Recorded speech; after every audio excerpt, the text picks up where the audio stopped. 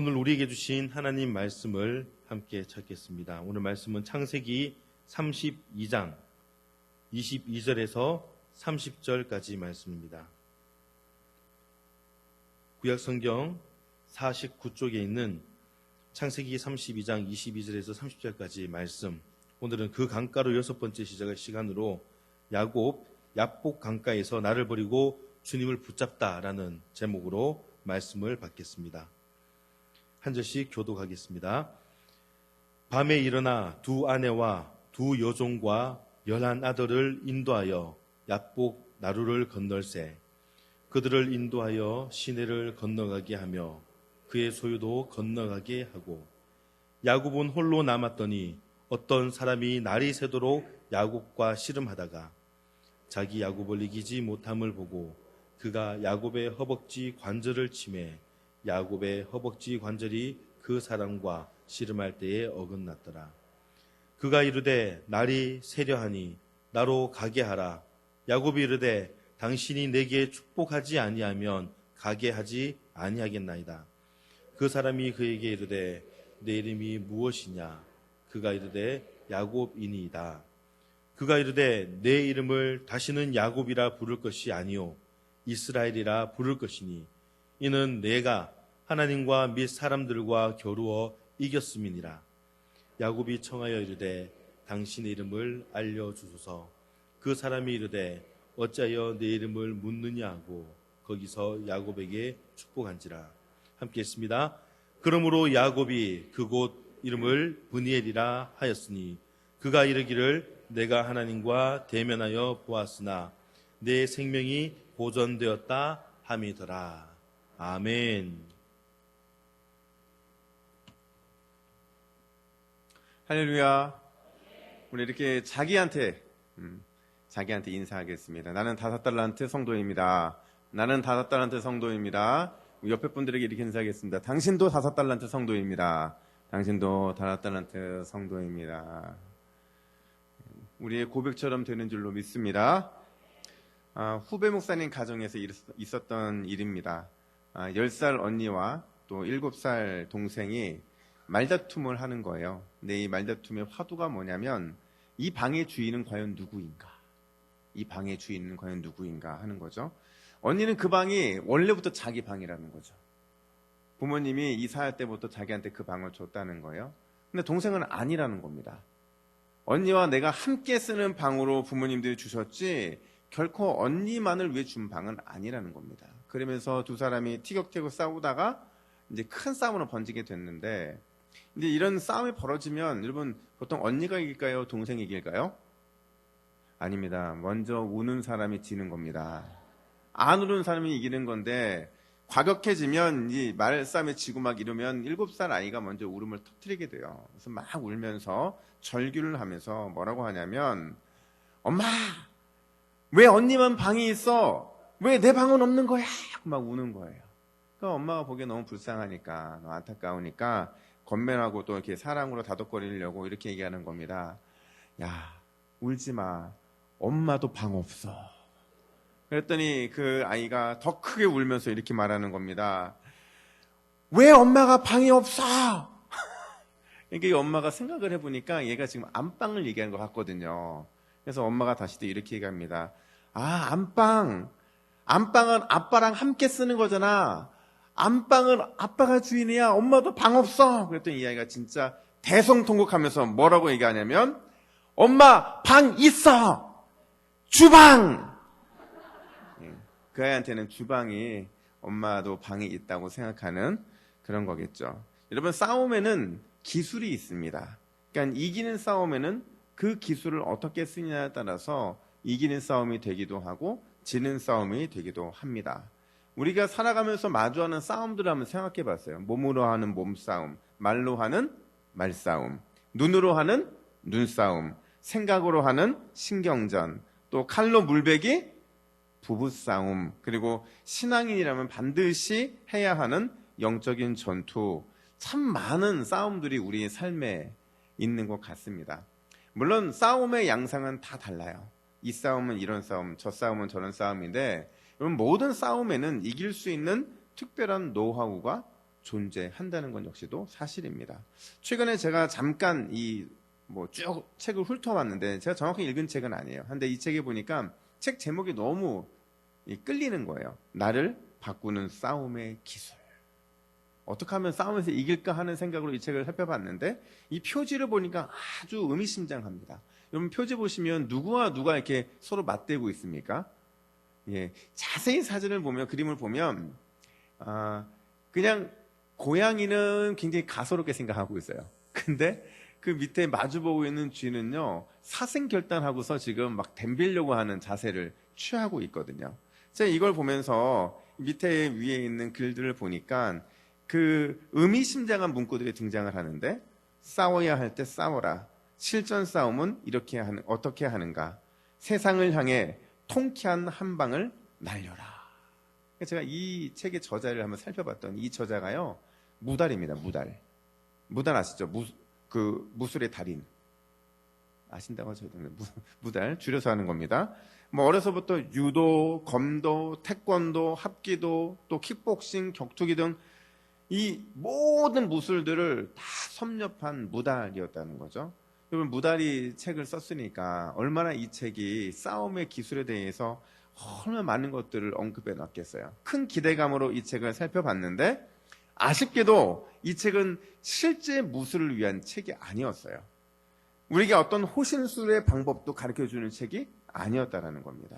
그냥 이 책이 말하고 있는 것은 오히려 우리가 실생활에서 마주할 수밖에 없는 다양한 싸움을 대하는 지혜로운 자세, 그것을 가르쳐주는 게 바로 이 책의 내용이라는 거예요. 이 책에서 싸움을 어떻게 정의하냐면요. 이렇게 정의합니다. 싸움이란 타인과의 접촉에서 서로 양보하지 않고 쌍방이 자기 주장을 관철시키고자 충돌하는 행위이다. 한마디로 말하면 뭐냐면요.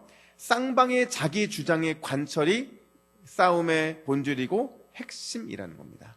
그러니까 바꿔 말하면 누군가가 자기 관철하려는 이 자세를 버리면 싸움은 이루어질 수가 없다는 거예요. 우리가 옛날 어르신들이 하는 말 중에서 손바닥도 마주쳐야 소리가 난다는 말이 있잖아요. 이게 바로 싸움의 원리에 정확하게 맞아 떨어지는 겁니다. 오늘 본문을 보니까 아주 치열하게 싸움을 벌이고 있는 두 사람이 등장을 해요. 여러분 잘 아시는 것처럼 한 사람은 야곱이고 또 한 사람은 하나님의 사자였습니다. 근데 이 싸움이 아주 특이한 게 뭐냐면요. 아주 싸움의 양상은 치열해요. 너무 치열합니다. 그 싸움이. 정말 대단할 만큼 치열한데 그 싸움의 목적을 모르겠어요. 왜 싸우는지, 싸움을 위해서 무엇을 얻기 위한 싸움인지 잘 모르겠다는 거예요. 여러분 보세요. 24절부터 25절 말씀을 우리 같이 한번 읽겠습니다. 시작.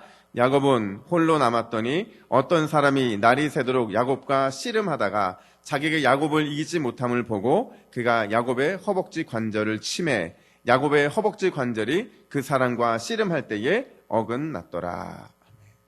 자 보십시오. 여러분 어떤 한 사람이 야곱에게 달려들었습니다. 누군지 몰라요. 부둥켜 안고 날이 새도록 지금 씨름을 하고 있는 겁니다. 승부를 가릴 수 없을 만큼 치열했는데 문제는 이 두 사람이 왜 싸우고 있는지 또 무엇을 얻기 위한 싸움인지 심지어 싸움에 룰도 없었다라는 겁니다. 이유를 알 수 없는 싸움이 바로 오늘 야곱과 하나님의 사자와의 싸움이었다라는 거예요. 자 여러분 오늘 본문을 제가 저도 좋은 주일학교를 나왔습니다. 제가 이 본문을 보면 볼 때마다 늘 생각드는 게 뭐냐면 참 이 본문의 의미를 정확하게 모르겠다라는 생각이 들 때가 많아요. 그러니까 뭐 이런 거죠. 많은 질문들이 생기는데 서두에 등장하는 야곱의 행동들도 참 의문스럽고 또 야곱과 하나님의 이 사자와의 씨름에서 여러 가지 의문들이 생깁니다. 또 씨름 이후에 야곱과 하나님의 사자가 하는 대화도 역시 의문투성이에요. 그러니까 제가 고민을 하다가 묵상을 하다가 주제를 뽑아내는데 이거 한 번으로 설교가 어려운 거예요. 그래서 제가 고민하다가 설교를 두 개로 나눴습니다. 그러니까 약복나루라는 여기서 벌어지는 그 강 이야기는 두 개로 나뉘어지는데 22절부터 26절까지의 본문을 오늘 제가 할 거고요. 27절부터 30절까지의 본문은 다음 주에 제가 초점을 맞춰서 하도록 하겠습니다. 자, 그럼 제가 오늘 본문을 통해서 의문을 가졌던 그 세 가지 질문을 좀 던져보면 첫 번째는 하나님의 사자가 왜 야곱을 찾아왔는가 하는 겁니다. 그리고 두 번째가 그 하나님의 사자가 왜 하필이면 야곱과 씨름을 하고 있느냐 하는 거예요. 이 두 가지는 제가 오늘 한꺼번에 다룰 겁니다. 그리고 세 번째 질문은 하나님의 사자가 치사하게 싸움 막판에 야곱의 허벅지 관절을 골절시킨 이유가 무엇인가 하는 것을 오늘 살펴보겠습니다. 이걸 한마디로 압축해서 오늘 주제를 찾자면 싸움의 목적, 싸움의 본질, 싸움의 의미가 무엇이냐 하는 겁니다. 자, 그 첫 번째로 하나님의 사자는 왜 야곱을 찾아온 것일까? 또 왜 그는 야곱과 씨름을 하고 있는 것인가에 대해 생각해 보겠습니다. 여러분, 그런 생각 해보셨어요? 오늘 왜 야곱과 하나님의 사자가 이렇게 치열하게 몸싸움하고 있을까요? 왜 그런 것 같으세요? 잘 모르겠죠. 저도 잘 모르겠더라고요. 왜냐하면 오늘 본문만을 놓고 본다면 그 의미를 찾는 것이 굉장히 어려워요. 고민을 하던 중에 제 머릿속에 떠올랐던 게 뭐냐면 깨진 유리창의 이론이라는 겁니다. 이게 무슨 이론이냐면 미국의 범죄학자가 처음 주장한 건데, 만약 거리에 한 상점이 있는데 그 상점에 어떤 사람이 돌을 던져서 창문을 깼다고 치자는 거예요. 근데 그 주인이 그 깨진 창문을 보면서도 그냥 아무렇지도 않게 지나가거나 또 귀찮게 여기거나 또 어떤 이유에서든지 그 창문을 그대로 방치하면 결국 그 창문은 또 다른 창문을 깨게 만들고 또 다른 창문을 깨게 만들어서 나중에는 훨씬 더 피해가 크게 된다라는 이론입니다. 그러니까 사소한 것들을 그대로 방치하면 더 큰 범죄나 사회 문제로 이어질 수 있다는 것을 얘기하는 거예요. 자, 표정들을 보니까 꼭 여러분들 무슨 이론 얘기하면 되게 피곤해하고 힘들어하고, 자, 이런 겁니다. 여러분, 저도 집에서 교회 올 때 항상 우측편에 보면 어떤 집 담벼락에 뭐라고 이게 포스터가 붙여 있냐면 이런 포스터가 붙여 있습니다. 이곳에 쓰레기를 버리면 고발 조치하겠음. CCTV 촬영 중. 이게 바로 여러분 깨진 유리창 이론의 근거에서 만든 거예요. 그러니까 이런 거겠죠. 어떤 사람이 그냥 쓰레기 치우시는 분들이 쉽게 쓰레기를 가져갈 수 있도록 어느 집 앞에다가 쓰레기 봉투를 하나 갖다 놔요. 그러면 지나가던 사람들이 그걸 보면서 어떤 생각을 하냐면, 아, 여기가 쓰레기가 모여지는 곳이구나 해서 거기다 또 갖다 놨고 또 갖다 놨고 또 갖다 놓는 거예요. 그러면 그것은 아무도 얘기한 적이 없는데 쓰레기 집합장이 되는 거죠. 그 이론인 겁니다. 자, 무슨 얘기인지 아시겠죠? 야곱과 하나님의 사자와의 싸움은요, 지금 그 접근으로 접근해보면 이런 겁니다. 야곱의 전 인생이 결국 오늘의 이 싸움에 영향을 미치게 되었다라는 겁니다. 여러분, 특별히 우리가 주목해야 되는 건 뭐냐면 22절부터 24절 상반절에 등장하고 있는 야곱의 행동이에요. 그러니까 이 야곱의 행동을 가만히 이렇게 들여다보면 지금까지 야곱의 라이프 스타일이 어땠는지가 들여다 보여지고, 나쁘게 말하면 야곱의 잘못된 인생관이 아주 적나라하게 드러나는 게 바로 22절부터 24절 상반절까지의 내용이에요. 자, 그의 행동을 주목하면서 오늘 우리 22절부터 24절 상반절까지 우리 함께 읽겠습니다. 시작. 밤에 일어나 두 아내와 두 여종과 11아들을 인도하여 약복나루를 건널세. 그들을 인도하여 시내를 건너게 하며 그의 소유도 건너게 하고 야곱은 홀로 남았더니. 아멘. 여러분 보이십니까? 그러니까 오늘 지금 이 22절 바로 앞에 무슨 내용이 등장하냐면 야곱의 잠을 못 이뤄요. 근심하고 있다는 겁니다. 고민하고 있다는 거예요. 근데 갑자기 그러다가 자기의 가족들을 다 깨워요. 그러더니 약복강을 건너게 합니다. 그리고 건넜으면 됐는데 그가 그냥 건넌 곳으로 끝나는 게 아니라 그가 건넌 곳에서 다시 약복나루로 돌아오게 되었다라는 거예요. 여러분 생각해 보세요. 지금 야곱이 왜 이러고 있을까요? 왜 잠을 못 자고 있고, 왜 가족들을 약복나루를 건너게 만들었고, 또 자기는 왜 돌아와 있는 걸까? 이게요, 많은 심리학자들이 말하기를 야곱의 불안한 심정, 불안한 심리를 반영한 것이라고 얘기를 합니다. 잠 못 자고 서성거리고 여러 가지 방법들을 동원해서 어떻게 해서든지 지금 뭔가 이 불안한 것들을 해결하고 싶은 그런 모습이 지금 반영되어 있다는 겁니다. 자, 그럼 여러분 야곱이 지금 왜 불안해할까요? 야곱이 왜 불안해하고 있을까요? 예, 그렇죠. 자기 형 에서 때문에 그런 거예요. 그러니까 그가 지금 20년 전에 자기 형 에서의 장자권을 뺏어서 도망을 쳤잖아요. 도망을 치고 나서 이제 돌아오는데 두려운 거예요. 왜 두렵냐면 에서가 혼자 온 게 아니라 그와 함께 400명이나 되는 엄청난 병사들이 그와 함께 온다는 얘기를 들은 거예요. 얼마나 불안했겠어요. 그래서 7절 상반절 보니까 야곱이 심히 두렵고 답답하여 이렇게 말을 하고 있어요. 자, 여러분, 그러면 야곱이 지금 불안한 심리가 갖고 있는 건 이해가 됐어요. 그리고 왜 불안했는지 그 이유가 파악이 됐잖아요. 그러면 야곱이 진짜 불안했던 게 뭐냐면, 그게 뭐냐면 현실적인 고민인데, 어떻게 하면 에서로부터 자신을 비롯해서 모든 처자식과 소유를 지켜낼 수 있는가 하는 게 현실적인 고민이었다는 거죠. 근데 제가 이 고민을 생각하면서 이런 생각이 들더라고요. 여러분, 야곱의 인생을 한마디로 정의하면 뭐라고 우리가 정의할 수 있을까요? 야곱의 인생?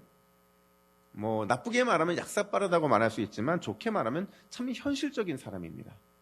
현실적이라고 말할 수 있는 게 그가 현실을 판단하는 판단이 굉장히 빨라요.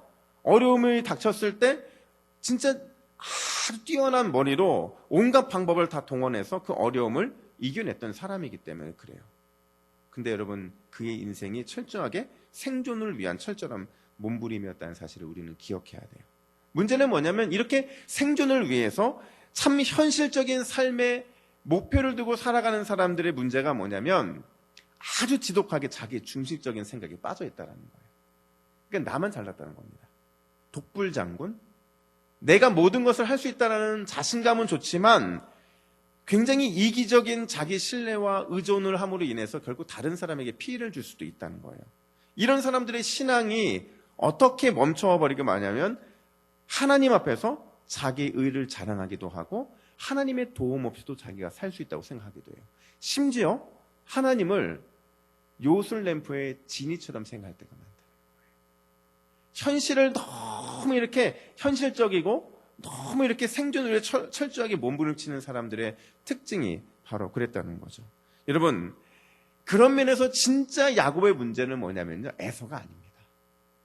눈에 보이는 에서는 어떻게 보면 그 에서 자체가 자신의 생존과 자신의 살아가는 이 현실적인 문제를 어떻게든 넘어야 되는 존재인 것은 맞아요. 근데 진짜 야곱의 문제는 에서가 아니라 자신 안에 있는 현실적이고 너무나도 생존을 위해서 철저하게 몸부림치는 그 자신이 문제였다는 겁니다. 그리고 그 문제가 무엇인지를 정확하게 알려주기 위해서 오늘 하나님의 사자가 그를 찾아오고 있는 겁니다. 자, 근데 여러분, 한 가지 주목해야 되는 게 뭐냐면 야곱의 인생에서 그 문제를 풀어내기 위해서 사용된 도구가 바로 씨름이었다라는 거예요. 어떤 씨름을 했을까요? 여러분 생각해 보세요. 지금 뭐 우리가 아는 우리 민속 씨름은 아닐 겁니다. 그 당시 삿바가 있었겠습니까? 뭐가 있었겠습니까? 근데 제가 한번 씨름이라는 단어를 찾아보니까 히브리어로 아바크라는 단어이거든요. 이 단어는요, 어떤 단어냐면 깍지를 끼고 그리고 상대방의 가슴을 밀착시키고 그래서 껴안고 하는 씨름이라는 거예요. 느낌이 오세요? 이 씨름은요, 절대로 누가 승리할 수가 없습니다. 아무리 세게 잡아당겨도 사람의 허리가 이렇게 쉽게 부러집니까? 그러니까 사람의 허리를 부러뜨리든지 아니면 누군가가 기진맥진해서 아예 포기하든지 아니면 누군가가 심판이 있어서 점수를 매겨서 누군가의 승리를 주어주지 않는 이상 이 싸움은 승리자가 없어요. 끝나지 않는 싸움이었다라는 겁니다. 그러면 아주 중요한, 더 중요한 질문 하나가 있는데 야곱은 이 싸움을 밤새도록 하면서 어떤 생각했을까요? 어떤 생각했을까요? 이 씨름하면서. 아마 처음에는 어리둥절했을 거예요. 이 뭐지? 갑자기 나한테 달려드는 이 사람이 내 허리를 붙잡고 가슴을 맞대고 지금 달려들었는데 이게 뭐 하는 거지? 이런 생각이 들었을 거예요. 그러다가 그의 머리를 딱 스쳤던 생각이 뭐냐면 이 사람 에서가 보낸 사람이구나. 그렇게 추측할 수 있는 게 뭐냐면요, 지금 야곱의 머리에는 온통 에서. 어떻게 하면 에서로부터 탈출할 수 있을까? 어떻게 하면 에서를 이길 수 있을까? 어떻게 하면 에서로부터 우리의 가족과 내 소유를 다 보호할 수 있을까? 그 생각으로 가득 차 있었거든요. 근데 시간이 지나면서 이건 사람이 아닌 거예요. 이건 사람이 아닌 거예요. 왜냐하면 자기도 인생을 그렇게 살았거든요. 여러분, 야곱이 얼마나 힘센 사람인지 아세요? 에서가 얼마나 힘센 사람일까요? 이렇게 여러분 잘 모르시잖아요. 그게 태어날 때 생각을 해보세요. 태어날 때 야곱이 뭐 붙잡고 태어났어요. 뭐 붙잡았어요? 에서의 발 뒤꿈치를 잡고 쌍둥이 이렇게 나온 아이 본 적 있으세요? 애가 태어났는데 애가 앞서 나오는 형이든 누나든 언니든 그 발 뒤꿈치 잡고 나오는 애기 본 적 있냐고요? 봤으면 저한테 신고해 주시면 없습니다. 그러니까 그만큼 어렸을 때부터 그가 갖고 있는 이 강인한 힘이 있는 거예요. 지금까지 야곱이 살아오면서 자기의 그 모든 고난과 그 모든 환난 시험들을 다 이길 수 있었던 건 그의 머리와 그리고 그가 가지고 있던 힘이었거든요. 그 힘으로 지금까지 버텼는데 지금 이 싸움하다 보니까 시간이 지나면서 이 싸움이 끝나질 않는 거예요. 자기도 힘이 센데 그 사람은 자기와 더불어 싸울 때에도 전혀 밀리지 않는 사람이었다는 거예요. 그가 이런 생각이 들었겠죠. 야, 내가 이 싸움 왜 하는 거지? 이기지도 못할 싸움 왜 하는 거지? 이런 회의가 아마 그 마음에 들기 시작했을 거예요. 그러면서 그가 깨달은 것. 밤새 그 싸움을 하면서 싸움 막바지에 깨달은 게 뭐냐면 내가 부둥켜 안고 있는 이 사람이 바로 나구나. 하나님이 보낸 사자 속에서 자기를 발견한 거예요.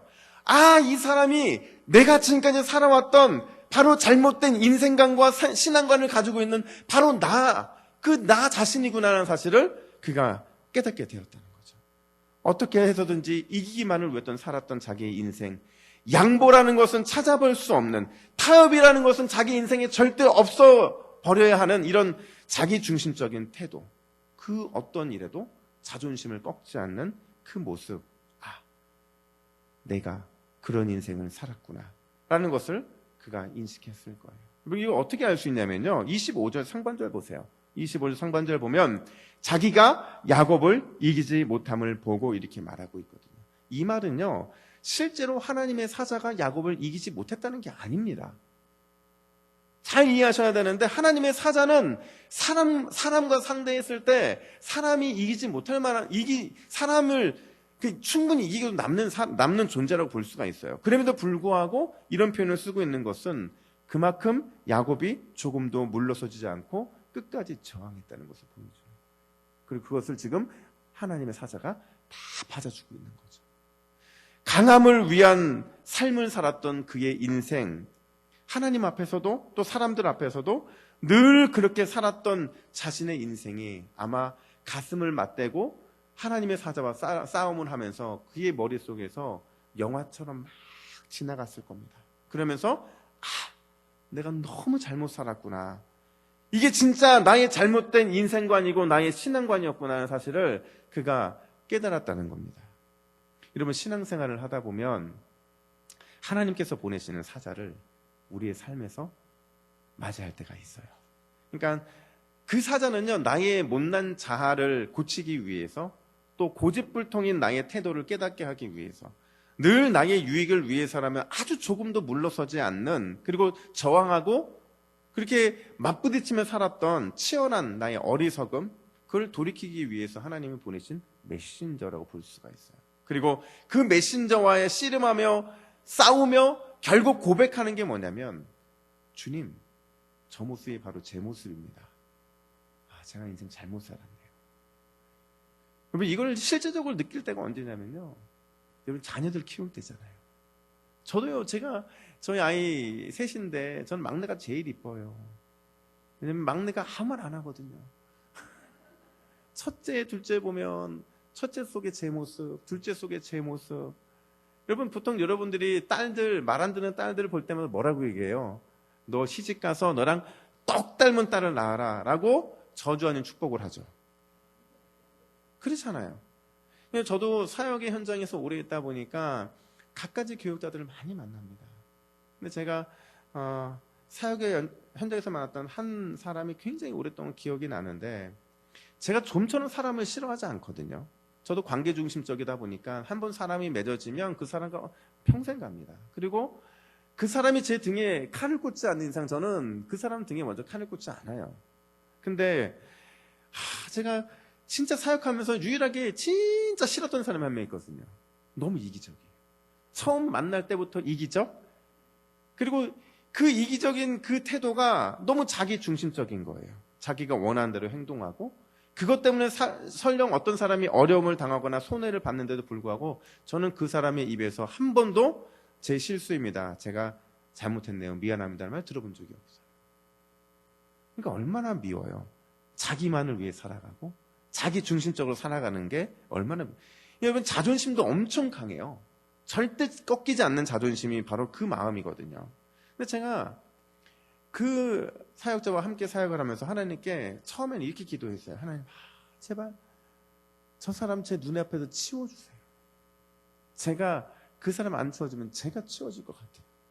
제발 좀 치워주세요. 하나님 응답하셨을까요? 아니요, 응답 안 하시는 거예요. 그래서 제가 기도를 바꿨습니다. 하나님, 제발 저 사람 사랑하게 해주세요. 치워줄 게 아니면 사랑의 마음이라도 주세요. 근데 사랑의 마음이 잘 안 생기는 거예요.